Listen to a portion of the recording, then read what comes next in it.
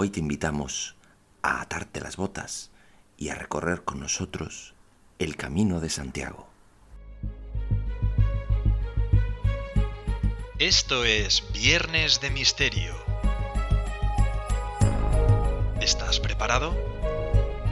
Este es un programa para todos aquellos amantes de lo desconocido.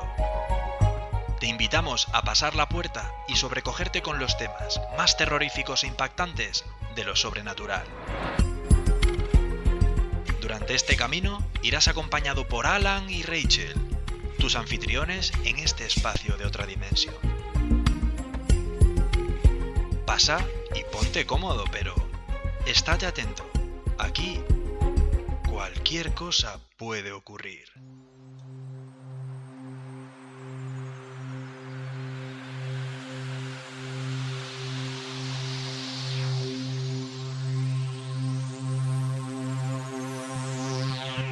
Muy buenas noches, esto es Viernes de Misterio. Buenas noches, Rachel. Buenas noches, Alan. En este programa hay que ponerse zapatos cómodos. Vamos a conocer y recorrer un largo camino lleno de historia y leyenda. Y además hablaremos de uno de los más famosos casos ovnis de Sudamérica. En estos últimos días hemos comprobado cómo la gran familia de Viernes de Misterio crece jornada a jornada. Seguimos muy atentos a todas vuestras inquietudes y consejos que nos transmitís mediante las vías de contacto que siempre recordamos al finalizar el programa. Por ello, nos gustaría hacer especial hincapié en que si os ha gustado el programa y queréis agradecer de alguna manera nuestro trabajo, pulsar me gusta en vuestra plataforma de podcast. Y si no estáis suscritos aún, suscribiros para que os avisen cada vez que publicamos un nuevo programa. Sabemos que sois muchos los que estáis ahí detrás, pero hoy queremos mandarle un especial saludo a Mayob70, Maite González y Cristina, por ser fieles seguidores del programa. Como veis, os seguimos muy de cerca y estamos encantados de que valoréis con un me gusta en cada uno de nuestros programas. Y ahora sí, esta noche, ¿de qué nos vas a hablar, Alan? Hoy os voy a hablar de la leyenda del apóstol Santiago. Sabremos más acerca de su persona y de por qué el camino sigue siendo la ruta más antigua y más concurrida de Europa, finalizando con las 3 leyendas más notables relacionadas con el santo. ¿Y tú, Rachel? Yo he vuelto a rebuscar en los archivos ovnis y hoy vamos a recordar uno de los casos más importantes y documentados que además fue vivido por un número importante de testigos. Hablamos del caso Anolaima, de Colombia. Hoy os recomendamos ataros bien los zapatos que comenzamos a caminar.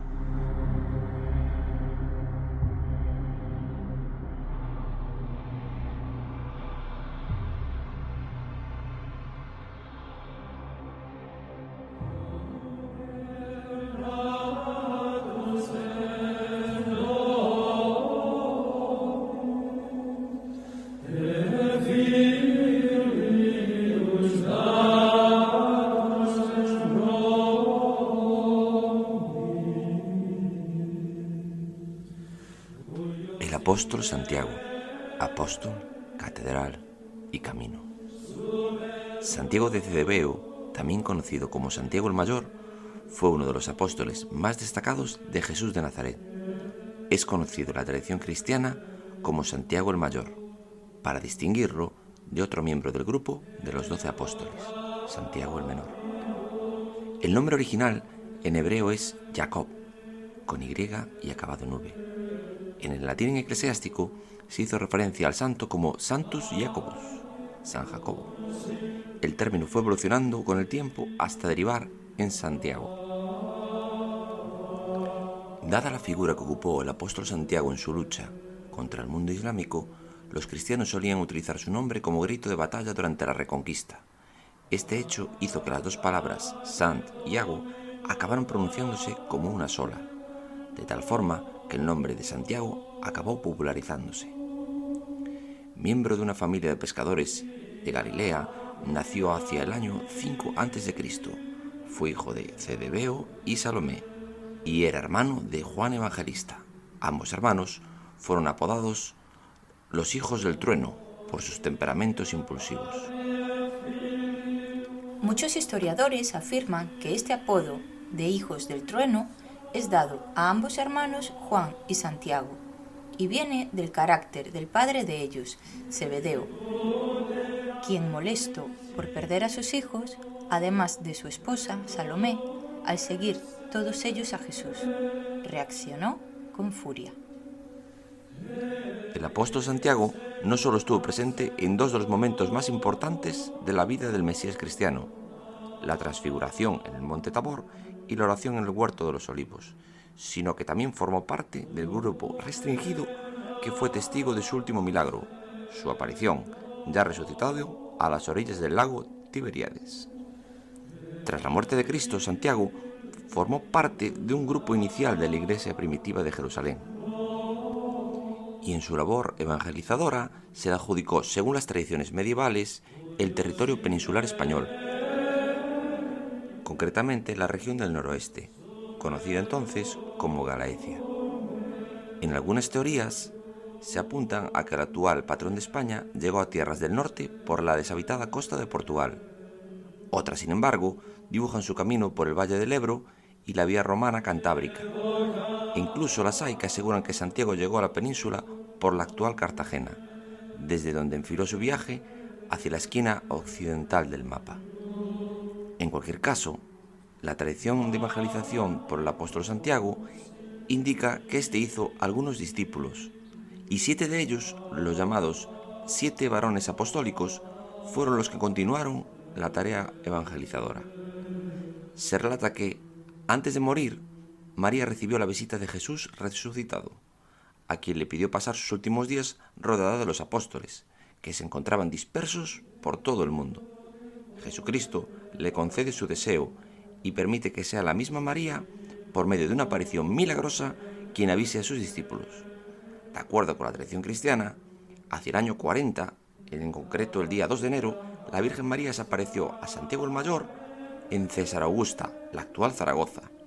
María llegó en carne mortal antes de su fallecimiento y posterior asunción, y como testimonio de su visita habría dejado una columna de jaspe conocida popularmente como el Pilar. Se cuenta que Santiago y los 7 primeros convertidos de la ciudad edificaron una primitiva capilla de adobe en la vera del Ebro. Entonces Santiago regresó a Jerusalén para, junto con los grandes discípulos de Jesús, acompañar a la Virgen María en su lecho de muerte. Al poco de volver a Judea, fue torturado y decapitado en el año 42 por orden del rey Herodes Agripa I. La leyenda se cierra con que 2 de sus discípulos, Atanasio y Teodoro, habrían llevado su cuerpo, conservado de alguna manera, por el mar Mediterráneo, en una mítica embarcación de piedra, sin timón y sin vela, guiada por el espíritu del apóstol, y habrían costeado el Atlántico nuevamente hasta Galicia, donde arribaron a través del puerto de Iria Flavia, el actual Padrón. Los varones depositaron el cuerpo de su maestro en una roca que fue cediendo y cediendo hasta convertirse en el sarcófago santo, para posteriormente visitar a la reina Lupa, que entonces dominaba desde su castillo las tierras que ahora se asienta Compostela, y solicitarle a la poderosa monarca pagana tierras para sepultar a Santiago. La reina acusó a los recién llegados de pecar de soberbia y los envió a la corte del vecino rey Duyos, enemigo del cristianismo, que acabó encerrándolos. Según la tradición, un ángel, en otros relatos un resplandor luminoso y estrellado, liberó a los hombres de su cautiverio, y en su ida, un nuevo milagro acabó con la vida de los soldados que corrían tras ellos al cruzar un puente.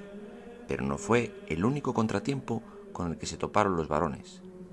Los bueyes que les facilitó la reina para guiar el carro en el que transportaban el cuerpo de Santiago resultaron ser toros salvajes que, sin embargo, también, milagrosamente, fueron amasándose solos a lo largo del camino. Lupa, atónita ante tales episodios, se rindió a los varones y se convirtió al cristianismo. Ordenó derribar todos los lugares de culto celta y cedió su palacio particular para enterrar al apóstol. Años después, los discípulos que habían quedado al cuidado de sus restos también fallecieron y fueron enterrados en ese mismo lugar. Los restos de Santiago el Mayor cayeron en el olvido durante 8 siglos.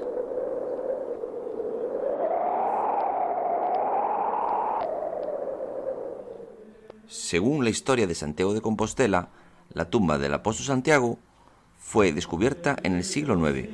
No obstante, como toda leyenda, el descubrimiento definitivo de los restos de Santiago están envueltos en mucho más misterio.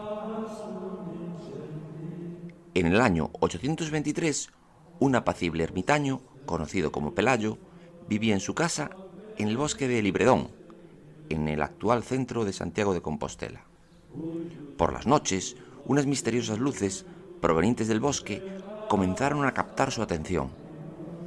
Sorprendido ante los extraños resplandores, Pelayo decide compartir su inquietud con Teodomiro, el obispo de Iria Flavia. Ambos hombres se acercan al lugar del que provenían los destellos y allí descubrieron el Arca Marmórea. Sobre este nombre existen multitud de discrepancias, la cual se encontraba enterrada, por lo que las luces fueron interpretadas como señales divinas. En su interior descansaban 3 cuerpos. Rápidamente fueron atribuidos al apóstol Santiago y a los 2 mencionados discípulos que custodiaron sus restos hasta su muerte, Anastasio y Teodoro.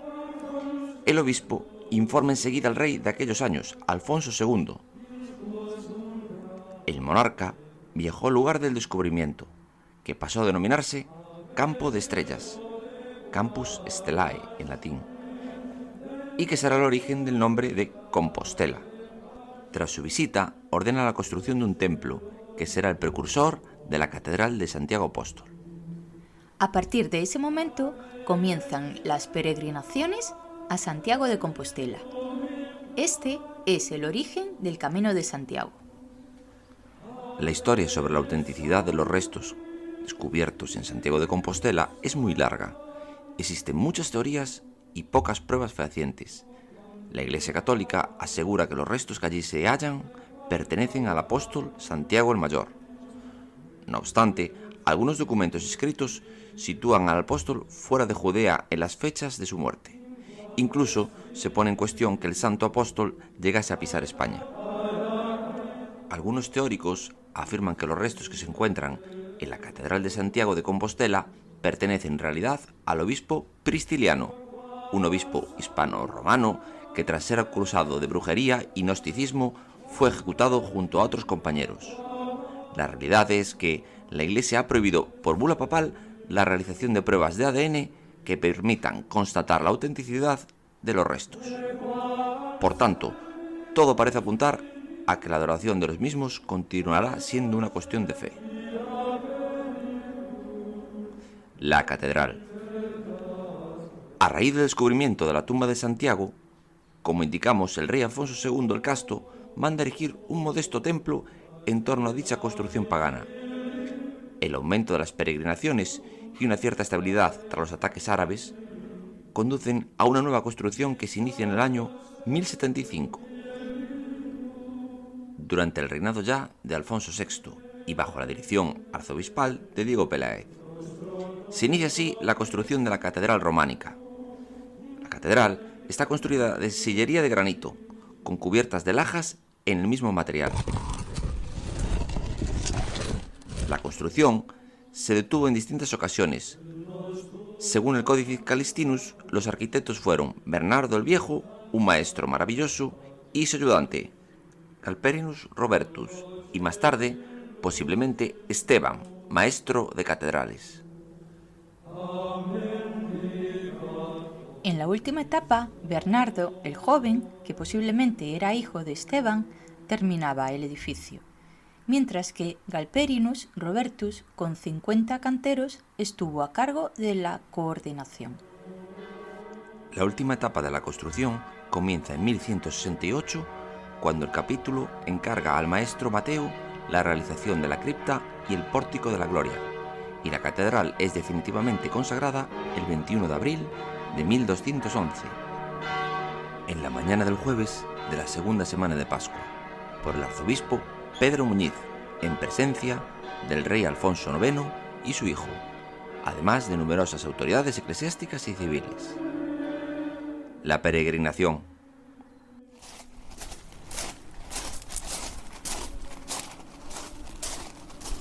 Aproximadamente desde el año 813, con el hallazgo de las supuestas reliquias del apóstol, y bajo la protección del rey Alfonso II de Asturias, la noticia se extiende con rapidez por toda la Europa cristiana, y los peregrinos empiezan a llegar al lugar, convirtiéndose progresivamente en un centro de peregrinación con la fundación de un convento y diversos hospedajes en la propia ciudad.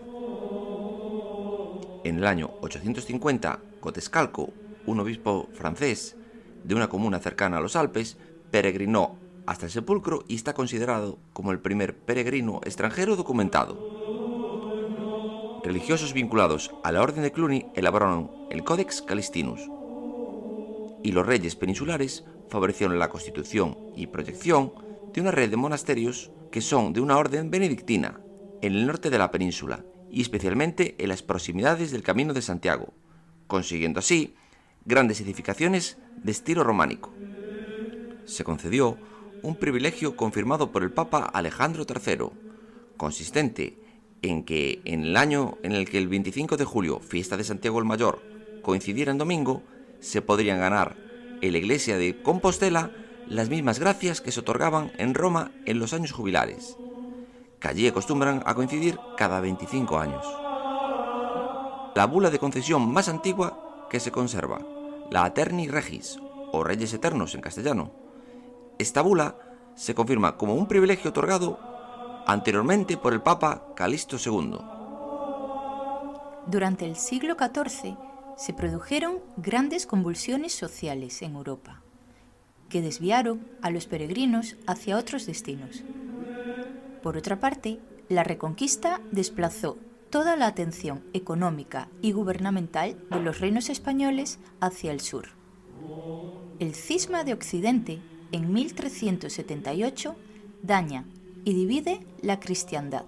El siglo XV tampoco ayudó mucho, pleno de desagradables acontecimientos en el viejo continente, guerras, hambre, peste y malas cosechas. A pesar de todo, muchos creyentes continuaban acudiendo hasta la tumba del apóstol para cumplir su penitencia, pero posteriormente el camino fue cayendo en el olvido y después de la Edad Media y moderna fue perdiendo importancia. No fue hasta el último tercio del siglo XX cuando, gracias a diversos actores, se consiguió recuperar el esplendor del Camino de Santiago.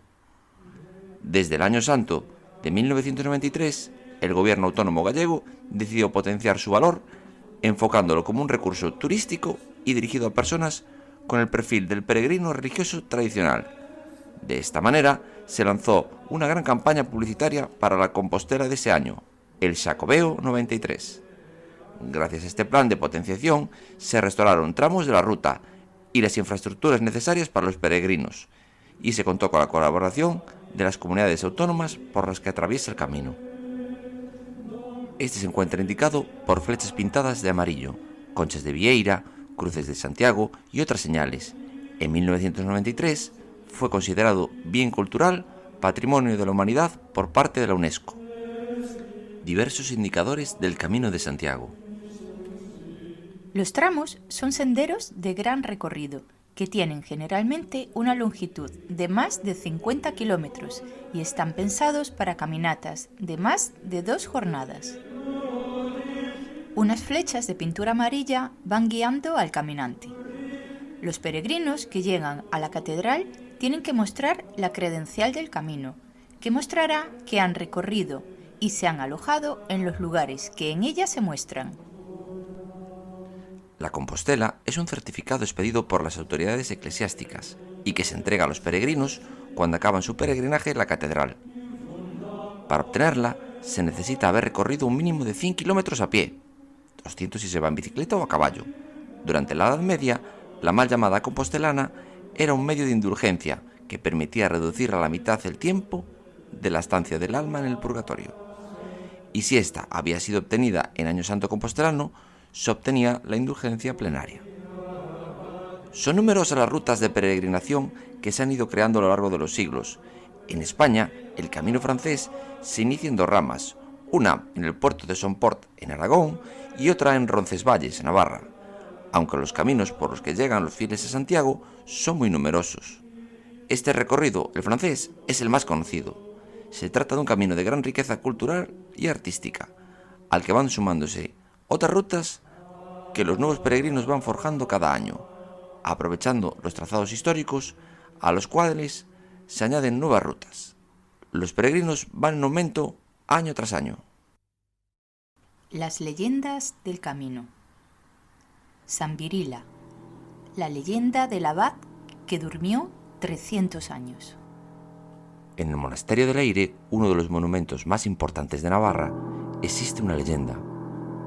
Corría el siglo IX, el abad Virila, abad de Leire, preocupado por el sentido de la vida eterna y el misterio de la eternidad, sale a dar un paseo, y oyendo el canto de un ruiseñor, se quedó extasiado escuchándolo, y entró en un profundo sueño. Cuando despertó, era ya de noche, y volvió al monasterio. Llamó a las puertas. Cuando éstas se abrieron, se presentó como el abad de Leire, pero nadie le conocía.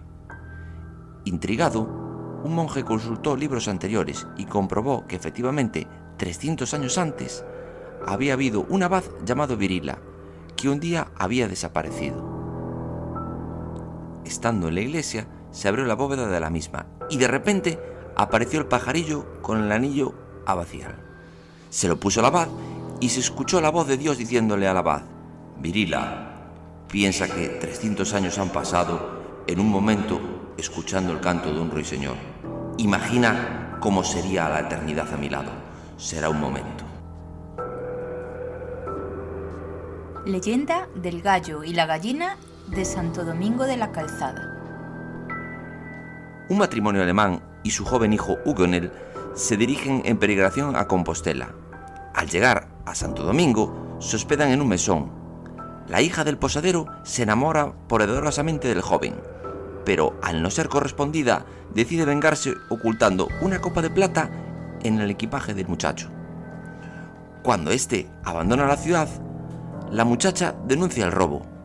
Al ser capturado, se encuentra la copa entre sus pertenencias, por lo cual es acusado del robo y condenado a la horca.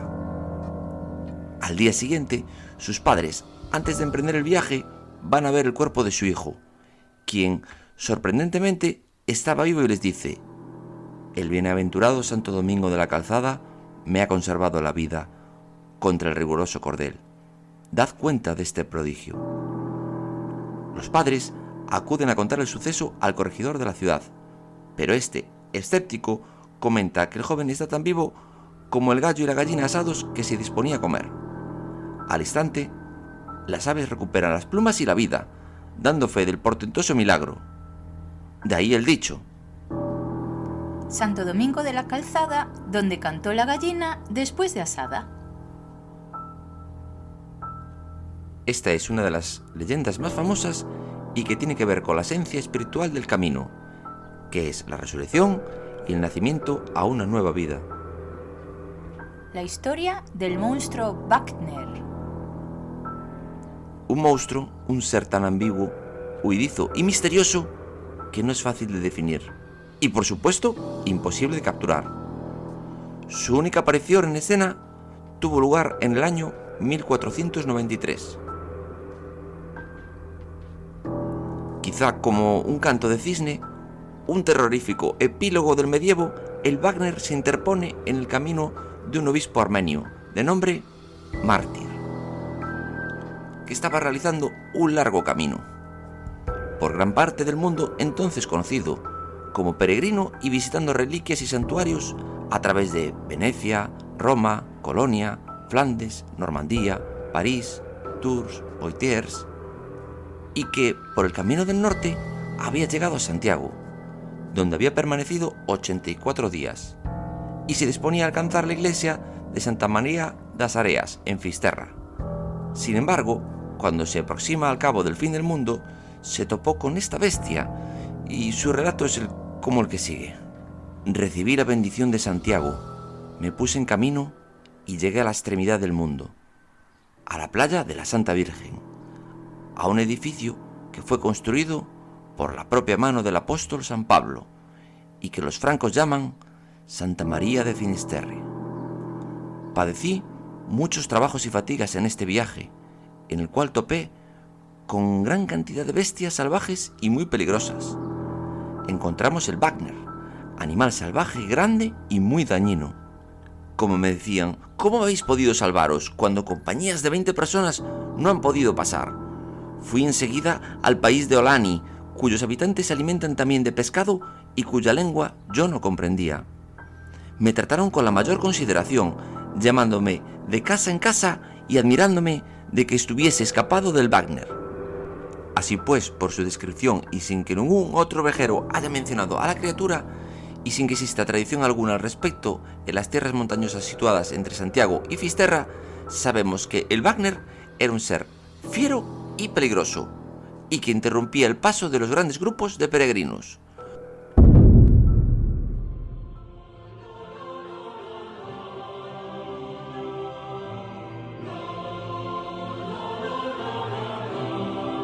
El Camino de Santiago ha sido y sigue siendo, sin duda, la ruta más antigua, más concurrida y más celebrada del viejo continente. Santiago también ha compartido la atracción de los caminantes y andadores de todos los tiempos. Pero además ha creado una ruta y ha hecho un camino. A Santiago y a Galicia se pueden llegar de muchas maneras, pero la mejor forma de hacerlo es por el Camino de Santiago. ¿Nos vamos a Santiago?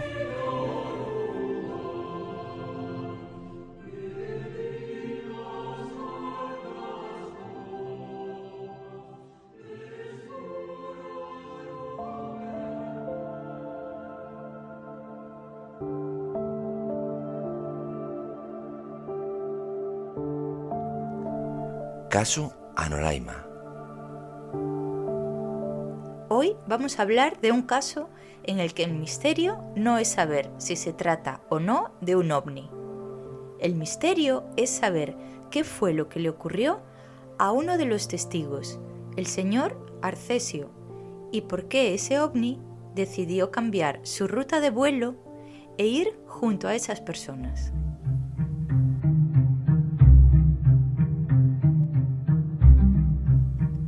Seguramente a muchos de vosotros os resulte familiar la idea de que antes, cuando éramos pequeños y llegaba el verano y con él las vacaciones, nos íbamos a pasar unos días a casa de algún familiar o amigo, en la playa o en la montaña.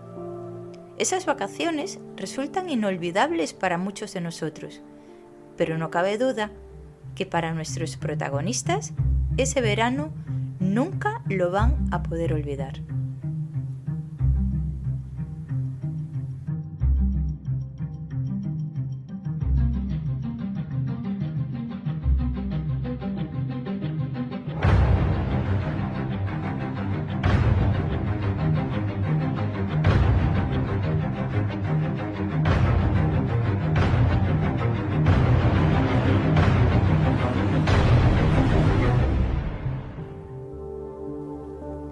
Nos trasladamos a la tarde del 16 de julio de 1969.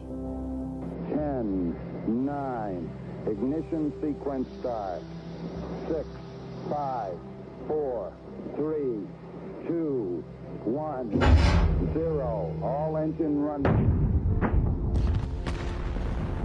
Esa misma tarde, en la que partían hacia la Luna a bordo del Apolo 11, se daba a conocer la noticia en los medios de comunicación acerca de un avistamiento de un objeto volador no identificado, visto por 13 personas en una finca rural de Anolaima, a 70 kilómetros de la ciudad de Bogotá. La aparición del ovni había tenido lugar días antes, el 4 de julio, en la hacienda Casateja, propiedad de la familia Bermúdez, aproximadamente a las 8 de la tarde-noche. Una semana después, don Arcesio Bermúdez, uno de los testigos presenciales del hecho y que tuvo más de cerca el aparato luminoso, falleció de modo repentino, a causa de una extraña enfermedad que comenzó a partir del contacto con el ovni.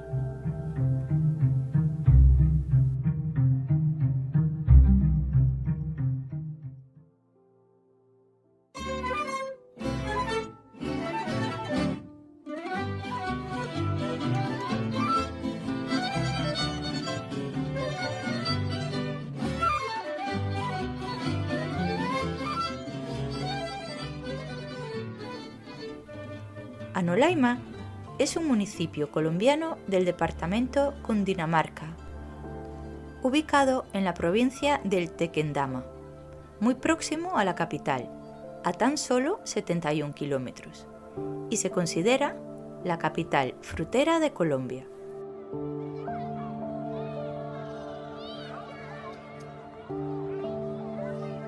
Días antes del avistamiento, un pequeño grupo familiar conformado por tía Rosita y 10 niños, entre primos y hermanos, deciden dejar Bogotá e irse a pasar las vacaciones a una finca en Anolaima. La hacienda, llamada Casateja, se trataba de un precioso lugar. En ella podíamos encontrar una casa muy grande, y a 50 metros, en una ladera un poquito más alta, se encontraban los establos, que era para guardar los caballos. Alrededor de la casa podíamos encontrar los jardines, unos árboles altos de nogal y los cultivos de mora. La planta de mora es un arbusto perteneciente a la familia de las rosáceas y, como muchas rosáceas, tiene espinas en sus tallos y ramas como protección contra los depredadores silvestres. La finca estaba dedicada a la producción de mora y leche. En esta hacienda los niños iban a poder jugar y pasar unos días fantásticos al aire libre. Esta hermosa hacienda se encontraba en una vereda llamada Tocarema, situada justo en los límites entre Anolaima y Cachipay. Esta finca era propiedad del señor Arcesio Bermúdez, quien era primo de la ya mencionada tía Rosita y el cual vivía allí junto a su hermana Lucrecia. De modo cariñoso, los niños habían cogido la costumbre de llamarlo a él y a su hermana como papá y mamá Garza. Los niños más pequeños pasaban las tardes jugando dentro de casa, pero los más grandes solían jugar fuera, en el jardín. Por aquel entonces, en ese terreno no había luz eléctrica, lo que permitía apreciar preciosos atardeceres y divisar sin problema la luz de las estrellas en la noche.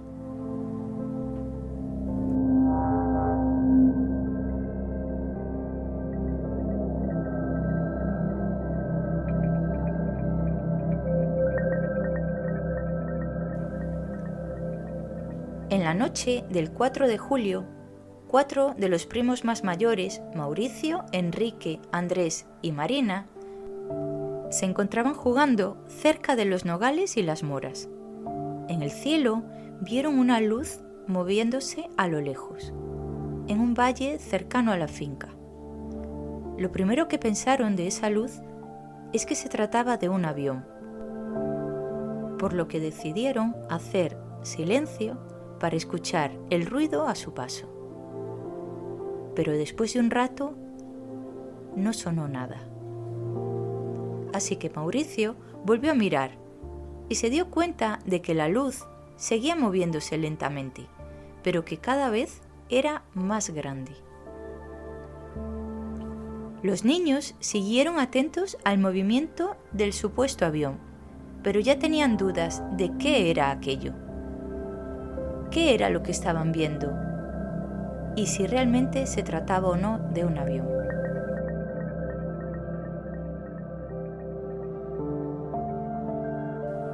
Mauricio llevaba en sus manos una linterna para evitar tropiezos con alguna piedra. Y cuando la levantó para iluminar el sitio por donde estaban pasando, coincidió que aquella luz que sobrevolaba la zona se dirigió hacia ellos a gran velocidad.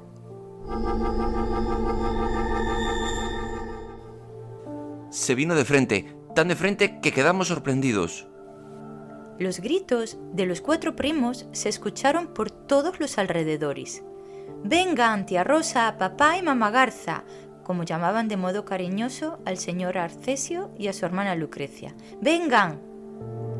Los gritos generados por los niños llamó de inmediato la atención a los 3 adultos y a los otros 6 niños.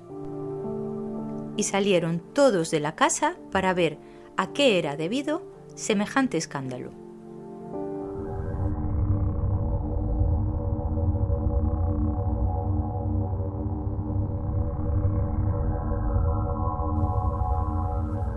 Suspendido en el aire, a unos 12 metros de altura frente a los nogales, al lado de la casa, las 13 personas vieron un objeto muy luminoso, de 2 metros de diámetro y de forma esférica, cuyo exterior era particularmente brillante y de color amarillo ámbar, y que no proyectaba ninguna sombra ni ningún tipo de sonido.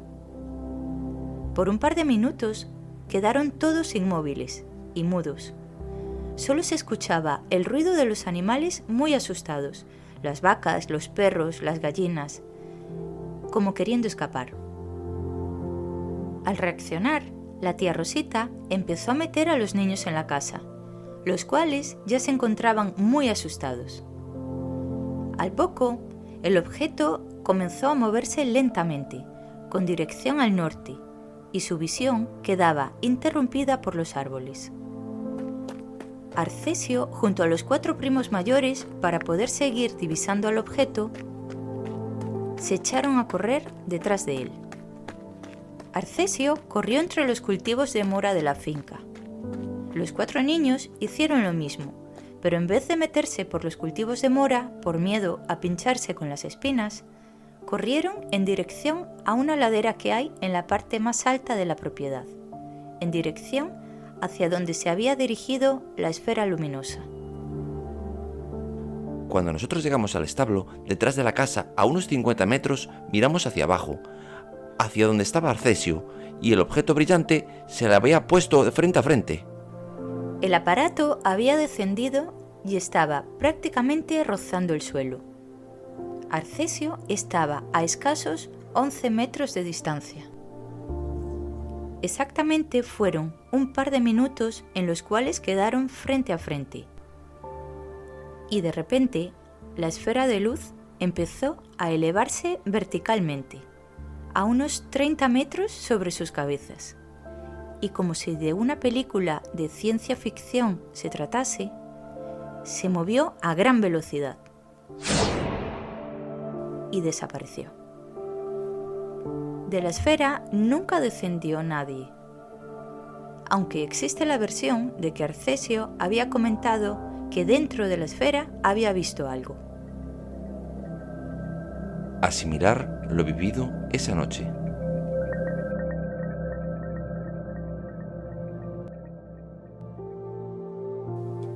Y una vez que la esfera desapareció, los niños mayores se fueron a casa. Allí se encontraron con el desconcierto de las otras personas, intentando dar explicación a lo que acababa de ocurrir en tan solo un lapso de 12 a 15 minutos. Nadie durmió durante esa noche, pero tampoco habían ganas de hablar. Angustiados por lo ocurrido, se llevaron todos los colchones a la sala de la casa, y allí permanecieron todos juntos, excepto Arcesio, que decidió irse a dormir a su habitación. A la mañana siguiente, después de lo ocurrido, se decidió devolver a los niños a sus casas. Aquellas vacaciones se habían dado por terminadas y llamaron a sus padres. A los 2 días, los padres de los niños fueron a buscarlos. Pero antes de marchar, la tía Rosita y los primos fueron a buscar a Arcesio, para despedirse y agradecerle su hospitalidad. Pero su hermana Lucrecia les contó que no se había levantado, debido a que se encontraba enfermo. Decía tener escalofríos. Los niños, una vez ya en sus casas, padecían un estado importante de nerviosismo y no paraban de preguntar a sus padres qué era aquella cosa que habían visto en la finca. La repentina muerte de Arcesio.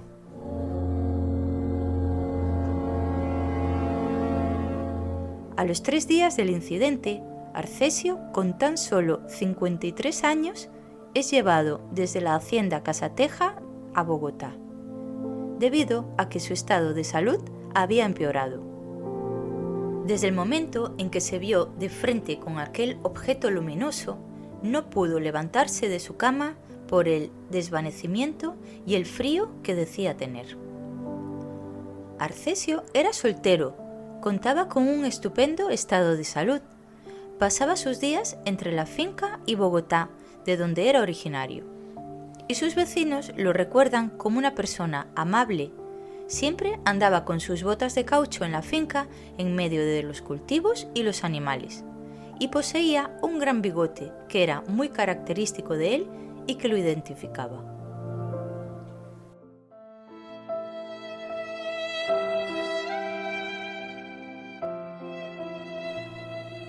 Cuando llegó a su casa en Bogotá y debido al mal estado en el que se encontraba, fue atendido por varios médicos de urgencia. Pero a las pocas horas de llegar allí, falleció, sin que se le conociera alguna enfermedad. Los médicos que lo examinaron no sabían dar una explicación a la temperatura tan baja que presentaba, 25 grados, y a que la sangre y la orina eran lechosas. La familia, evidentemente compungida y sorprendida por la evolución de los hechos, no daban crédito a lo ocurrido, ya que se trataba de un hombre sano, vigoroso y muy buena persona. Tras un comentario hecho delante de los médicos en el que se le echaba la culpa a aquel bicho que había aparecido en la finca, los médicos quedaron perplejos y pidieron más información de lo ocurrido. Pero los únicos testigos eran los 4 primos, que vieron frente a frente a Arcesio con aquel objeto luminoso. Por entonces, el caso ya se había difundido a los medios de comunicación de la época y salieron diferentes artículos en varios periódicos. El doctor César Esmetal fue el último en examinar a Arcesio, ya que se encontraba en estado preagónico. Durante este examen descubrió cosas que no eran normales, como la temperatura, que era demasiado baja, pero además de esto se le diagnosticó una gastroenteritis debido a que sufría vómitos y tenía diarreas. Pero realmente lo que tenía era una alteración en sus esfínteres que le impedía contenerse, lo que le llevó además a una importante deshidratación. Además, también tenía afectado el corazón, con una pericarditis.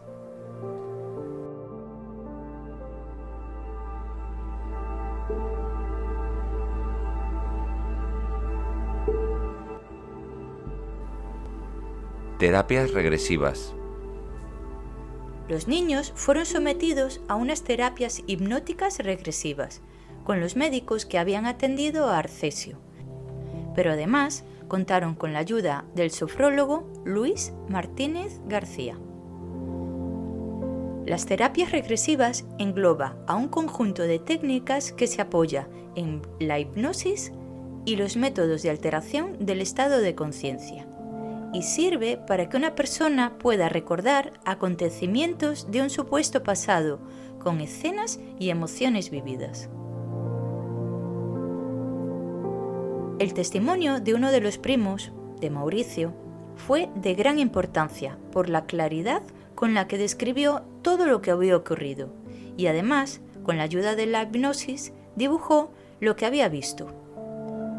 Para completar el estudio, los 4 primos fueron llevados nuevamente a la finca, a recorrer cada uno de los pasos que dieron durante la aparición del ovni, quedando todo perfectamente documentado en un informe oficial de la época.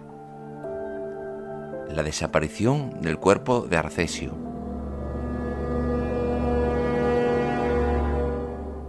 El misterio sobre la muerte de Arcesio no acabó allí. Los científicos pidieron permiso a la familia para realizar la exhumación del cadáver, el cual se encontraba en el cementerio central de Bogotá. Pero dicha solicitud fue denegada por sus familiares, quienes querían que estuviese tranquilo y en paz.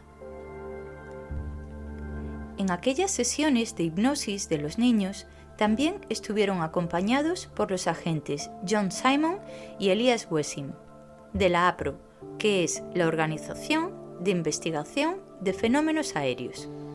Se trata de una entidad vinculada al proyecto Libro Azul, encargada de realizar estudios sobre ovnis por parte de las Fuerzas Armadas de los Estados Unidos.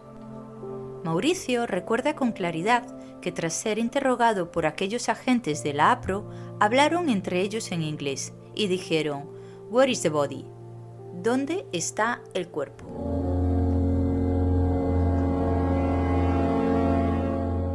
A los 6 años, cuando el cuerpo debía ser exhumado para trasladar los restos a un osario, los hermanos de Arcesio Bermúdez, al abrir el ataúd, se llevaron la gran sorpresa de que el cuerpo no estaba.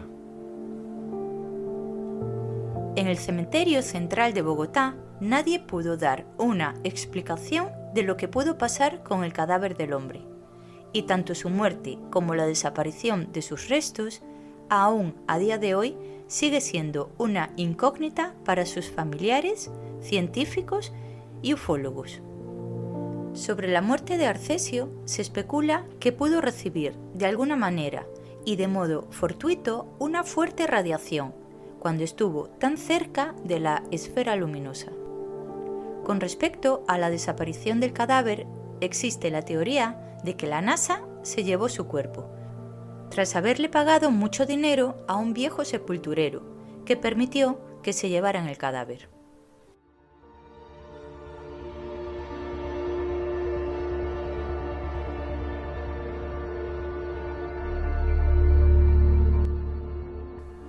...50 años después de lo ocurrido,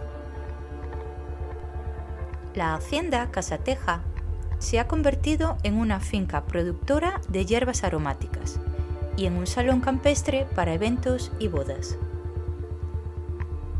Por otro lado, Mauricio, a sus 63 años, se ha convertido en un importante ingeniero mecánico, experto en energías renovables.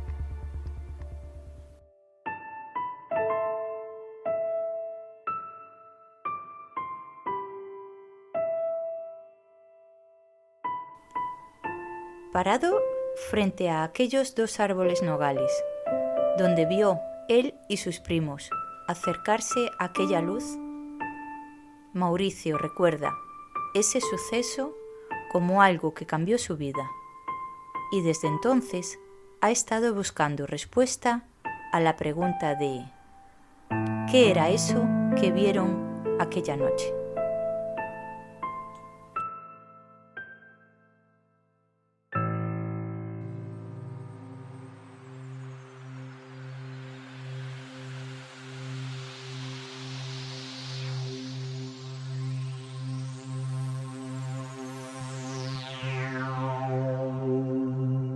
Y esto ha sido todo por hoy. Esperamos que os haya gustado. Si ha sido así, dadle a me gusta. Os recordamos nuestras vías de contacto por si queréis dejarnos un comentario. En nuestro correo electrónico viernesdemisterio@gmail.com, en Facebook o Instagram, a través de nuestro WhatsApp o Telegram en el 676 11 8818. Y a los que nos seguís desde fuera de España, recordad poner el prefijo +34 delante del número. Y para escucharnos en las principales plataformas de podcast. Nos vemos muy pronto en Viernes de Misterio.